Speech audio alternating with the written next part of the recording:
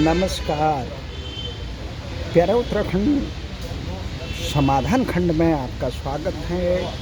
आज हम चर्चा करते हैं उत्तराखंड के बारे में। कैसे उत्तराखंड के युवाओं को वहाँ रोजगार दिया जाए, कैसे उत्तराखंड की अर्थव्यवस्था को मजबूत किया जाए और कैसे उत्तराखंड राज्य गठन की जन आकांक्षाओं को साकार करने का काम किया जाए। हमें आज इस चर्चा में भाग लेने के लिए परमवीर सिंह रावत, ये उत्तराखंड से में कार्यरत है। पर्यटन को कैसे बढ़ावा दिया जाए, इस पे समर्पित हैं और कई वर्षों से इस पे कार्य कर रहे हैं। इससे पहले ये दिल्ली में सेवारत थे। पर्यटन व्यवसाय को, पर्यटन शिक्षा को युवाओं में देने के लिए, और आज ये कई सालों से अपने अनुभव को उत्तराखंड की धरती पे उतार रहे हैं। और उत्तराखंड में ये जो पर्यटन को बढ़ावा देने में 23 साल की सरकारें जो असफल रही, उस मामले में परमवीर सिंह रावत बहुत दुखी हैं, निराश हैं, परंतु उन्होंने हौसला नहीं छोड़ा। उन्होंने दिल्ली सरकार की जो अध्यापक की यहाँ पे एक सेवाएं थी, उसे छोड़कर उत्तराखंड को मैपने के लिए ये वहाँ गए और वहाँ उस पे पौड़ी के खिरसू में इन्होंने अपने उस व्यवसाय को आगे बढ़ाया सारे उत्तराखंड और उस पर्यटन को कैसे उत्तराखंड के पर्यटन को आगे बढ़ाया जाए। जो 4 धाम यात्रा के नाम पर पूरा उत्तराखंड का पर्यटन उद्योग टिका हुआ है, उससे बढ़कर कुछ और 2013 में जो त्रासदी आई थी, उसके बाद जो पर्यटन उद्योग समाप्त हो गया था, मृत प्राय की तरफ था, उससे एक प्रकार से कमर टूट गई थी। उसको उभरने में धीरे धीरे समय लग रहा है। उसके बाद भी पिछले साल से जो पर्यटकों के भारी संख्या में इजाफा हुआ, उससे एक प्रकार से पूरी व्यवस्था वहाँ की चरमरा गई थी। पर्यटन उद्योग, वो व्यवस्थाएं उन यात्रियों को संभालने में असफल रहा था। और इस नज़रिए से देखते हैं कि पर्यटन उद्योग के बारे में उत्तराखंड में पर्यटन कैसे बढ़ाया जाए, परमवीर सिंह रावत जी से। तो परमवीर जी, पर्यटन के बारे में आपका क्या विचार है? नमस्कार जी, मैं परमवीर सिंह रावत, नंदा टूरिज़्म, जो कि दीप इंडिया फाउंडेशन की हमारी एक पर्यटन इकाई है, उससे आपका स्वागत करता हूं। रावत जी ने अभी बताया कि पर्यटन का प्रचार प्रसार बोलो या पर्यटन को कैसे उत्तराखंड में विकसित किया जाए ताकि लोगों को वहां पर रोज़गार भी सृजन हो सके। इस विषय में थोड़ा बहुत मैं अपने विचार आपके सामने व्यक्त कर रहा हूँ। देखिए, पर्यटन के अनेक रूप होते हैं। आज प्राचीन पहले तो पर्यटन का केवल तीर्थाटन के नाम से ही पर्यटन जाना जाता था। लोग तीर्थयात्री बनकर तीर्थ स्थलों की यात्रा करते थे, जैसे आज आप 4 धाम सुनते होंगे।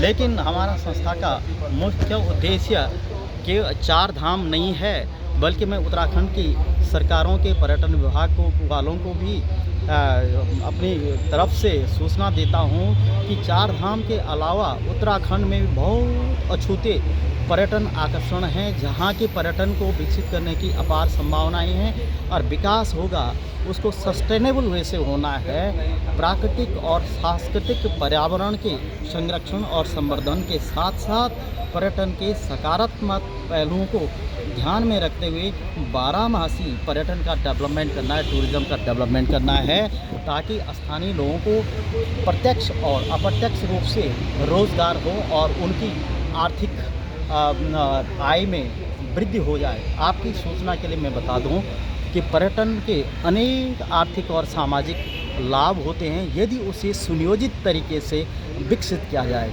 पर्यटन में शिक्षित, अशिक्षित, प्रशिक्षित सभी प्रकार के लोगों को समायोजन करने की एक सामर्थ्य है। हम उत्तराखंड की बात करते हैं तो उत्तराखंड में आज हर कोई बोलते साहब 4 धाम, सरकारें बोल 4 धाम, लेकिन उन 4 धामों के अलावा हमारे पास कई आध्यात्मिक धार्मिक केंद्र भी हैं। नेचर टूरिज़्म को डेवलप करने के लिए कई प्राकृतिक सौंदर्य से परिपूर्ण पर्यटन गंतव्य हैं। हिमालय के दर्शन के लिए भी लोग आ सकते हैं, जंगल टूरिज़्म भी हो सकता है, कृषि पर्यटन भी हो सकता है और तरह तरह के tourism form of the tour, तरह तरह के पर्यटन हम 12 महीने उत्तराखंड में चला सकते हैं, न कि केवल चार धाम यात्रा। नहीं, और आपने जो कहा कि चार धाम यात्रा के अलावा भी बहुत पर्यटन के हाँ क्षेत्र हैं, जी, परंतु उत्तराखंड के लोग इसमें बहुत सहमे हुए। जिस प्रकार से अंकिता भंडारी कांड हुआ उत्तराखंड में, इस प्रकार से जो अय्यासी वाले पर्यटक वहाँ आते हैं और जिस प्रकार से सरकार बिल्कुल शरणागत है, उन अपराधियों को बचाने का काम कर रही है, तो इस प्रकार के पर्यटन से लोग ये कह रहे हैं कि ये पैसा हमें नहीं चाहिए जो उत्तराखंड की पावन धरती को इस प्रकार से दूषित करके वहाँ की जान माल की नुकसान भी करे और वहाँ का पर्यावरण भी बिगाड़ दे। तो इस पे कैसे अंकुश रखा जाएगा? बहुत ही अच्छा आपने प्रश्न किया। ये यहाँ पर सरकारों की कमी है। एक हम पर्यटन में एक शब्दावली आता है कंट्रोल टूरिज़्म, या आप बोल सकते हैं कि पर्यटन के नियमन और पर्यटन के कानून। सरकारों को ये ध्यान में रखना है कि केवल पर्यटन को टूरिज़्म को डेवलप करने के चक्कर में ये नहीं कि वहाँ अंधाधुंध दोहन हो जाए। मैं अभी थोड़ी देर पहले सांस्कृतिक पर्यटन के संरक्षण की बात कर रहा था। लोगों का समाज आपने कहाँ पे शुरू कर रखा है? मैंने आपका पूरा उत्तराखंड से, मैंने आपको पौड़ी से मैं संचालित करता हूँ। कहाँ पर से? पौड़ी से, जो पौड़ी आपका डिस्ट्रिक्ट पौड़ी है, वहाँ से मैं इसी पर्यटन का अपना मेरा कार्यालय भी है। और संपूर्ण उत्तराखंड में हम पर्यटन के टूरिज़्म डेवलपमेंट करते हैं। इसका हम विशेषकर फोकस हमारा नेचर टूरिज़्म पर रहता है, उसके बाद हमारा साहसिक पर्यटन पे रहता है, अब विलेज टूरिज़्म पर भी हम काम कर रहे हैं। अगर उत्तराखंड में गुजरात और बिहार की तरह शराबबंदी की जाए तो इसका पर्यटन उद्योग पे कुछ प्रभाव पड़ेगा, या कुछ लोग जो कहते हैं कि ये शराब बहुत ज़रूरी है पर्यटन के लिए? ये गलत वो है। ये हर कोई पर्यटक शराब नहीं पीता है, हर कोई शराब की मांग नहीं करता है। हाँ, ये है कि पर्यटन में जो है कि इस चीज़ को एकदम से बंद तो नहीं किया जा सकता गुजरात और बिहार की तरफ, तो वहाँ उत्तराखंड की सरकारों का तो राजस्व का प्रश्न चिन्ह लग जाएगा। अगर उस सरकारें कदम उठाते हैं तो वो पर्यटक कोई ज़रूरी नहीं कि बिना शराब के वहाँ उत्तराखंड नहीं जाएगा। हो सकता है, सफल हो सकती है सरकार की नीति, पर ये पहल सरकार को करनी पड़ेगी। नहीं, आपने क्या सोचकर दिल्ली में आप अध्यापन कार्य कर रहे थे? हाँ, तो उत्तराखंड में आप क्यों गए? मैं इसलिए कि यार कुछ पर्सनल कारण भी थे और उससे ज़्यादा ये था कि मैंने कहा, मैं मोटिवेट हुआ कि मैं इस तरह का ट्रेनिंग यहाँ दिल्ली में दे रहा हूँ, तो हमारे उत्तराखंड क्या में ट्रेनिंग दे रहे थे आप? मैं दे रहा था ट्रैवल और टूरिज्म सेक्टर में दिल्ली सरकार के व्यावसायिक शिक्षा विभाग में। कहाँ थे मेरा आप? पर्यटन में साकेत में था, और आप कह सकते हैं कि दिल्ली सरकार के व्यावसायिक शिक्षा विभाग में, वोकेशनल एजुकेशन डिपार्टमेंट में। क्या वोकेशनल में क्या पढ़ाते थे? मैं ट्रैवल और टूरिज्म मैनेजमेंट। तो उसका आपने पढ़ाने की जगह अपना यहाँ का भविष्य छोड़कर वहाँ उत्तराखंड में की वादियों में खाक छानने के लिए कैसे गया? बिल्कुल वाजिब। इसके पीछे किसकी प्रेरणा है? ये प्रेरणा स्वतः प्रेरणा थी। अपनी प्रेरणा ये थी कि मैं वहाँ जा कर के नौजवानों को टूरिज़्म के सेक्टर में जो है, टूरिज़्म और हॉस्पिटैलिटी सेक्टर में प्रशिक्षण दूंगा, ट्रेनिंग दूंगा। और तब मेरा विचार है कि इसके लिए पहले मैं एक संस्था का गठन करूं और उस संस्था के अधीन में टूरिज़्म की ट्रैवल टूरिज़्म की ट्रेनिंग भी हो, और बच्चों के लिए एज ए प्रैक्टिकल के लिए एक व्यावसायिक इकाई उसका स्थापना। इसमें रोजगार कैसे बढ़ेगा? रोजगार ही होता है, जब पर्यटक आएगा तो उसको रहने के लिए कुछ न कुछ आवास इकाई चाहिए, तो उसके लिए होटल हो गया, कैंप हो गया, आपका तरह तरह के। इसमें सरकार ने अभी कौन सी योजनाएं बनाई? चलाएगा, कोई कुछ करेगा, तो सबको जुड़ गए। नहीं, सरकार ने एक तो पारंपरिक ये होटल है जो केवल जिस समय टूरिस्ट जाते हैं उसमें मन मर्जी पैसे वसूल करने का काम करता है, वहीं पर नियमन करना चाहिए। तो दूसरे वो हैं जो सरकार ने इनसे बचने के लिए क्या क्या ऐसी नीतियां बनाई या ऐसी योजनाएं आगे बढ़ाई जिससे ग्रामीण जो बेरोजगारी है वो गांव में ही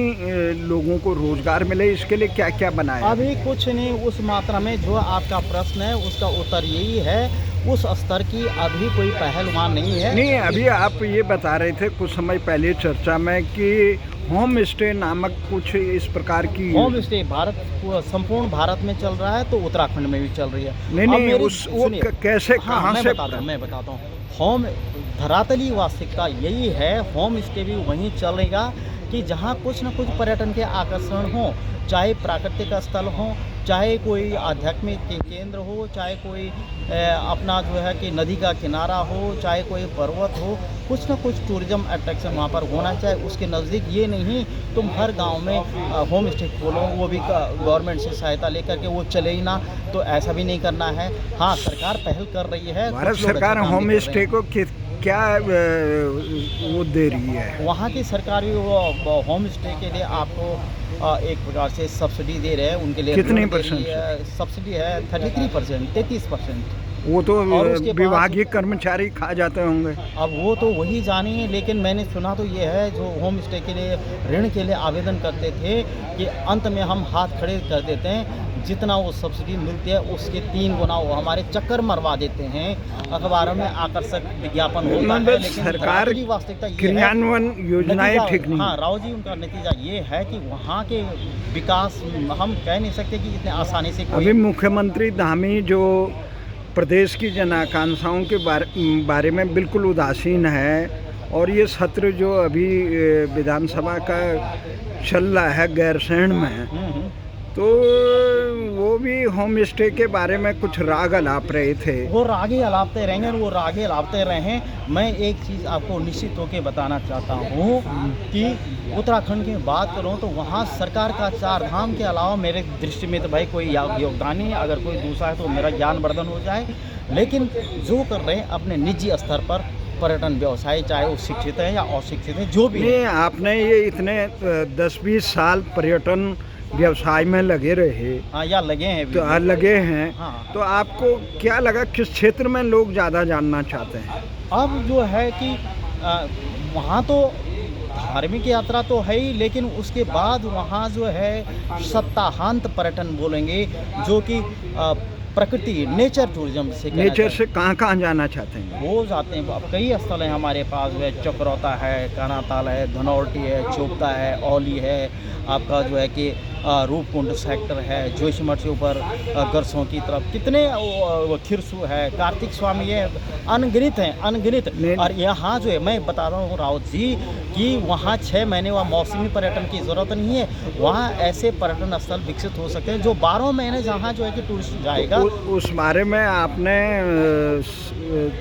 सरकारों से संपर्क नहीं किया कि मैं सरकारों के चक्कर में नहीं पड़ता, अपने समय को बर्बाद करने के अलावा कुछ नहीं है। सुनते ही नहीं हो। वो सुनते भी नहीं है, वो उस रास्ते जो जिस रास्ते जा रहे नहीं है वहाँ देखना भी क्या है। तो इन स्थानों का पर्यटकों को आकर्षित करने के लिए सरकार की योजनाएं केवल कागजों तक सीमित होती हैं। मेरी दृष्टि में तो यही है।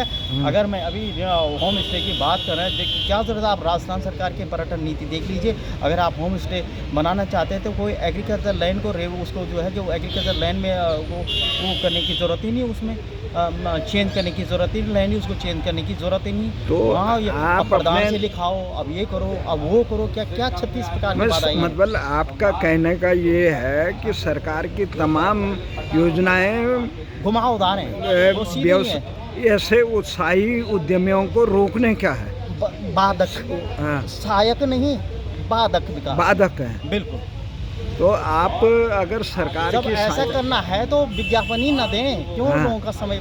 अगर कोई ऋण के लिए भी या होम स्टे बनाना चाहता है, उसको जो है कि आप ऋण की वो है और उसका बैंक तैयारी नहीं होता उसको देने के लिए, तब तो नहीं, कहाँ जाएगा? जो लोग खुद ही बना दे होम स्टे, उसको कैसे डेवलप करता है? अगर आप खुद ही बनाना चाहते हैं तो आपने जो है कि उनका जिला विकास पर्यटन विकास अधिकारी होगा, उसके दफ्तर में जाके एक रजिस्ट्रेशन का फॉर्म लेना है और उसके बाद वो फिजिकल वेरिफिकेशन करेंगे, मतलब भौतिक सत्यापन करेंगे वाकई ये होम स्टे बन गया है नहीं बना, ये होम स्टे का मालिक अपने घर पे रहता है कि यहाँ नहीं रहता है, वो तमाम चीज़ों को निरीक्षण करेंगे और उसके बाद उसको लिस्ट करेंगे। अर्थात आप पर वो योजनाएं भी सरकारी नौकरशाहों के रहमो करम पे अब चलेगी। ये आपकी क्षमता पर निर्भर करता है कि आपने कितनी दृढ़ इच्छा शक्ति है कि आप अपने निजी उद्यम, जैसे हमने देखा मोनाल वाले, ये जापान से लेकर कई बंडाई बंगाली हैं, गुजराती हैं, इन हाँ। टूरिस्टों को ले जाते हैं वो काफ़ी हाँ। विदेश से। हाँ तो ये सरकार के रहमो करम से तो मुझे नहीं लगता है कि ये उद्योग आगे पनपेगा। ना,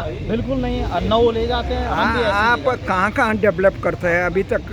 अधिकांश आपके पास किस प्रकार के पर्यटक आते हैं? अच्छा प्रश्न है। मैं उन स्थानों को किन डेवलप किन स्थानों को, उनका नाम बताओ। मैं पहले नाम पर तब आऊँगा कि क्यों करने हो, क्योंकि उनमें पर्यटक के लिए कुछ न कुछ है, आकर्षण है, लेकिन उनका प्रचार प्रसार नहीं हुआ। तो मेरा ये प्रयास रहता है कि सोशल नहीं, मीडिया आप कहाँ कहाँ ले जाते हैं? मैं ले जाता हूँ उनको, आपका खिरसू ले जाता हूँ, खिरसू। लाइमस्टोन मैं ले जाता हूँ। मीन्स अपने जो है टूरिस्ट को हम वहाँ इन्फॉर्म करते हैं ये चीज़ें यहाँ आपको विजिट करना चाहिए, आप यहाँ वर्ष भर आ सकते हैं। पैकेज टूर पे। पैकेज भी होता है उसमें, और उसमें जो है कि एजुकेशनल टूर, एजुकेशनल है, आपका एडवेंचर टूर है, एग्री टूर है, कल्चर टूर भी हमने करवाया है। कल्चर प्रोग्राम भी हम दोस्त के लिए कैसे करते हैं। कराया कल्चर? कल्चर टूर जो कुछ स्पेशल रुचि होती है जिन पर्यटकों की कि हम उत्तराखंड के संस्कृति से रूबरू होना चाहते हैं, अतः आप हमें कह के यहाँ के लोक संस्कृति के प्रतीक लोक नृत्यों ये का पैकेज टूर आम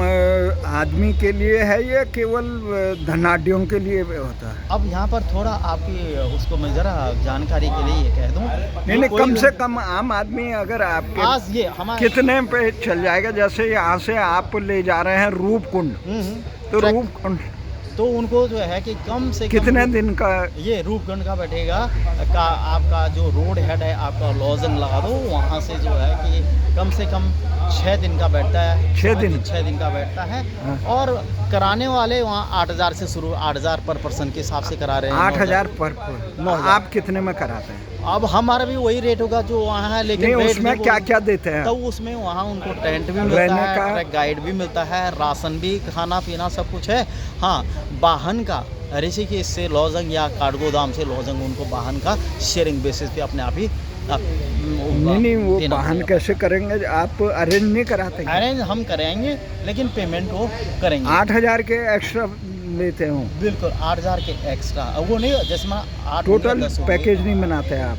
पैकेज भी बनाते हैं, लेकिन वो ट्रांसपोर्ट के साथ फिर कॉस्ट बहुत ज़्यादा हो जाती है, ट्रैकर इतना ऑफर नहीं करेगा, इसलिए शेयरिंग में चलेंगे। जैसे आपको उदाहरण दे दूँ, फूलों की घाटी जब ट्रैकर जाते हैं, फूलों की घाटी हाँ। कितने दिन का है? पहले मैं बात बताइए, तो अभी उस बात को पहले पूरी कर देते हैं। आपने बोला ना, तो ये होता है, उनको ये सलाह दी जाती है कि आप हरिद्वार से मैक्स में 8-8, 10-10 के ग्रुप होते हैं उनके, तो तब उनको महंगा नहीं बैठता हो, वो जोशीमठ चले गए। जोशीमठ से आगे जो है कि हमारा ग्राउंड ये स्वर्गारोहण वाला जगह भी जाते हैं आप? बिल्कुल, हमने वहाँ भी हम क्या, जितने भी जो है कि एडवेंचर टूरिज्म ऑपरेटर होंगे सब स्वर्गारोहणी स्वतोपंथ ट्रैक जाता है, बद्रीनाथ से शुरू हो जाता है उसका, ठीक है। तो ये भी 5 दिन का है ये ट्रैक, अलकापुरी की तरफ। बिल्कुल सर, बिल्कुल। ये हाई एल्टीट्यूड ट्रैक है, मतलब उच्च क्षेत्रों में जाता है। इस तरह से बटे हुए हैं ट्रैक भी, तो 3-4 लेवल के होते हैं। युवाओं को क्या संदेश देना चाहते हैं? संदेश देना चाहते हैं कि सरकारी नौकरी के भरोसे नहीं रहना है, अगर मिलती है तो ठीक, नहीं तो अपनी ज़िंदगी सरकारी नौकरी के पीछे समय नहीं गंवाना है, रोज़गार परक शिक्षा लेनी है और उसके अनुसार व्यवसाय करते हो, चाहे होटल का करते हो, चाहे एग्रीकल्चर सेक्टर का करते हो, तो मेरी यही सलाह होगी कि अपना समय बर्बाद करने के बजाय अपने मातृभूमि के लिए करो या अपने रोज़गार के लिए अपने घर गांव में करने वाले कर भी रहे हैं, और इन क्षेत्रों में आगे बढ़ो। धन्यवाद। नमस्कार भाई साहब।